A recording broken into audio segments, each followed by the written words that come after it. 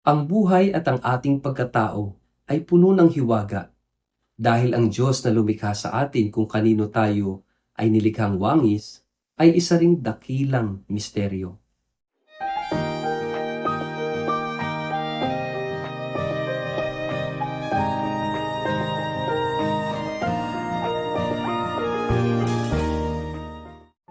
Ang mabuting balita ng Panginoon ayon kay San Lucas. Isang dalubhasa sa kautusan ang lumapit kay Jesus upang siya'y subukin.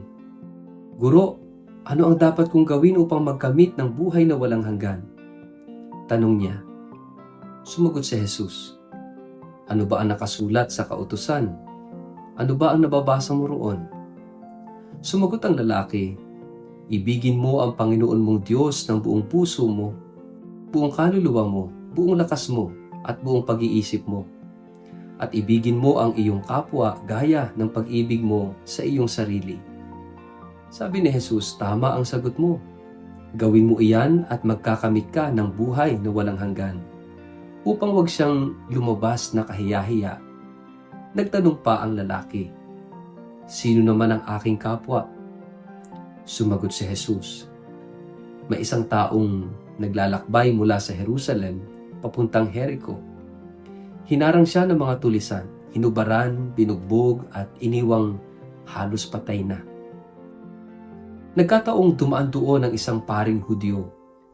Nang makita ang taong nakahandusay, lumihis siya at nagpatuloy sa kanyang paglakad. Dumaan din ang isang Levita. Ngunit nang makita niya ang taong binugbog, lumihis din ito at nagpatuloy sa kanyang paglakad. Ngunit may isang Samaritanong naglalakbay na napadaan doon. Nang makita niya ang biktima, siya'y naawa. Nilapitan niya ito, binuhusan ng langis at alak ang mga sugat at binendahan. Pagkatapos isinakay niya ang lalaki sa kanyang asno at dinala ito sa bahay. Sa bahay panuluyan upang maalagaan siya doon. Kinabukasan, binigyan niya ng 2 salaping pilak ang namamahala ng bahay panuluyan at sinabi, alagaan mo siya. At kung higit pa riyan ang iyong magagastos, babayaran kita pagbalik ko. At nagtanong si Jesus, sa palagay mo, sino kaya sa 3 ang naging tunay na kapwa ng taong hinarang ng mga tulisan? Ang taong tumulong sa kanya, tugon ng dalubhasa sa kautusan. Kaya't sinabi sa kanya ni Jesus, kung gayon, umayo ka at ganoon din ang gawin mo. Ang mabuting balita ng Panginoon. Word of the day, hear what God has to say.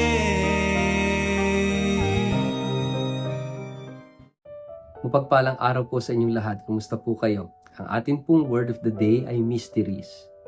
Bago po tayo magpalalim sa atin pong reflection sa araw na ito, kayo po ay muli kong inaanyayahan na huwag kakalimutan na mag-like, follow at subscribe sa atin pong Facebook page at YouTube channel na Word of the Day.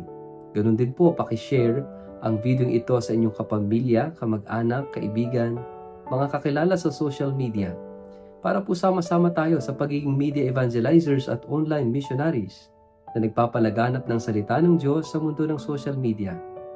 Kung kayo po ay nakikinig ng Word of the Day sa pamamagitan po ng Radyo Maria, mapagpalang pakikinig po sa inyong lahat. Mga kapatid, ngayong araw na ito ay ating pinagdiriwang ang kapistahan ng Birhen o ng Ina ng Santo Rosario, Our Lady of the Most Holy Rosary. Ang Rosario ay binubuo ng iba't ibang mga misteryo. Ang misteryo ng tuwa, ng hapis, ng liwanag, ng luwalhati. Iba't ibang misteryo. Parang buhay natin, punong-puno ng misteryo, punong-puno ng hiwaga ang buhay ng tao. Pero ang bawat tao, hindi lang ang buhay niya, kundi ang mismong tao, ay punong-puno rin ng hiwaga. Tayo ay isang hiwaga. Ganon din, ang ating kapwa ay isa ring hiwaga. Naalala ko ang philosophy ni Gabriel Marcel.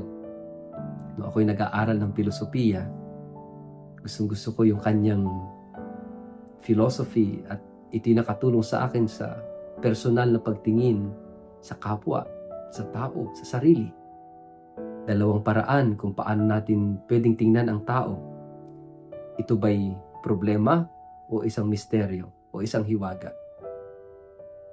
Ang problema, ibig sabihin parang mathematical problem na itinatapon sa iyong harapan at merong mga formula para ma-solve yung problem. Pero kahit may formula, kahit may solution, we don't want problems. Kaya ang pagtingin natin kapag ang tao ay isang problema, itaboy. Iwasan, layuan. Lalo na yung mga difficult people, no? Ang tendency natin is alisin sila sa buhay natin. Problema yan. Pero sabi ni Gabriel Marcel, sa halip na tingnan natin na problema ang isang tao, tingnan natin siya bilang misteryo, bilang hiwaga. Yung bang there is an element of curiosity. Anong meron sa kanya? Bakit siya ganun? Mahiwaga. No? At ang hiwaga o ang misteryo, hindi tulad ng problema. Para maunawaan mo ang misteryo, you have to enter into that mystery. Pumasok ka dun sa misteryong yon. Ibig sabihin, pumasok ka sa buhay niya. At doon mo maunawaan kung bakit siya ganun. Ganun din ang iba. Para maunawaan ka, kinakailangang papasukin mo sila sa buhay mo. Yun ang pagkakaiba. Kapag ang tingin natin sa isang tao ay hindi problema, kundi isang misteryo, isang hiwaga. At doon tayo dinadala ng Santo Rosario. Yung makita natin yung hiwaga ng buhay ng tao. Kaya may misteryo ng tuwa, ng hapis, ng liwanag, at misteryo ng luwalhati. Para makita natin na tayo bilang tao ay dumadaan sa iba't ibang sitwasyon, iba't ibang bahagi ng buhay natin. At maaring ang isang tao ay nasa misteryo ng hapis, tayo naman ay nasa misteryo ng tuwa o nasa misteryo ng luwalhati. Baka hindi natin siya naintindihan dahil magkaiba tayo ng misteryo na pinagdaraanan. Magkaiba tayo ng hiwaga na pinagdaraanan. Dito sa ating gospel, dito dinala ni Jesus itong binatang nagtanong kung paano siya magtatamo ng buhay na walang hanggan. At dinadala ni Jesus ang binatang ito, ang lalaking ito, sa pakikipagkapwa-tao. Sa pagpasok sa buhay ng kapwa. Kaya ginamit niya yung parable of the Good Samaritan para mas higit niyang maintindihan kung ano yung kahulugan ng buhay na walang hanggan.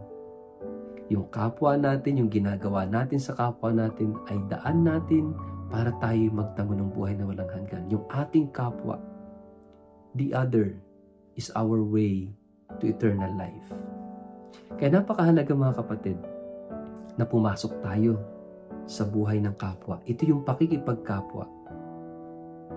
Mahalaga na makita natin na ang kapwa tulad natin ay isa ring misteryo, isang hiwaga. At kinakailangan nating pumasok sa misteryo ng buhay ng taong ito, ng mga tao sa paligid natin. At hayaan din natin na ang iba ay makapasok sa hiwaga at misteryo ng pagkatao at ng buhay natin. Sa ngalan ng Ama at ng Anak at ng Espiritu Santo. Amen. Ama naming Diyos, tulungan mo kaming makita ang realidad ng aming kapwa. Hindi lang ang aming sariling realidad. Ang makapasok kami sa buhay at misteryo ng aming kapwa. At kami rin ay maging bukas upang ang aming kapwa ay makapasok sa aming hiwaga. Amen. Pagpalain po kayo't ingatan ng makapangyarihang Diyos, Ama at Anak at Espiritu Santo. Amen.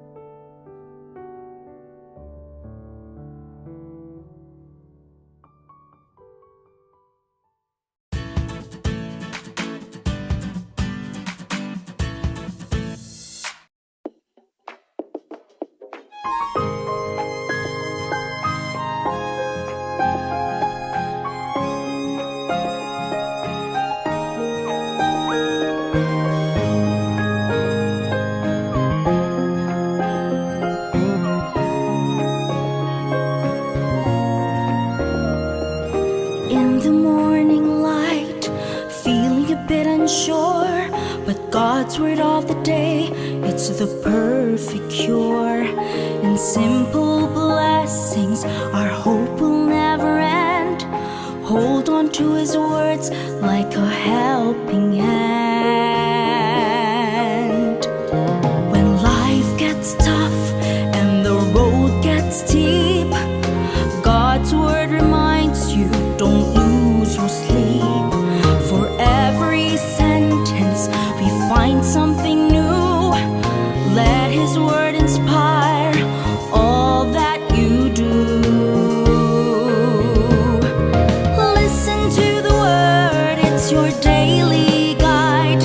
In each new phrase, let His love reside. Write it down, let it light your way. Word of the day, hear what God has to say.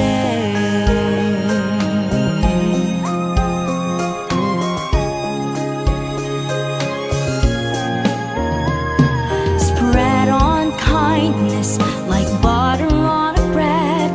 Forgive and forget, let go of what's misread. In your writing, let His love remains. For in the word of God, fears fade. Listen to the word, it's your daily guide. In each new phrase, let His love reside. Write it down, let it light your way. Word of the day, hear what God wants to say. Listen to the word, it's your daily guide. In each new phrase, let His love reside. Write it down, let it light your way. Word of the day, hear what God has to say. Hear what God has to say.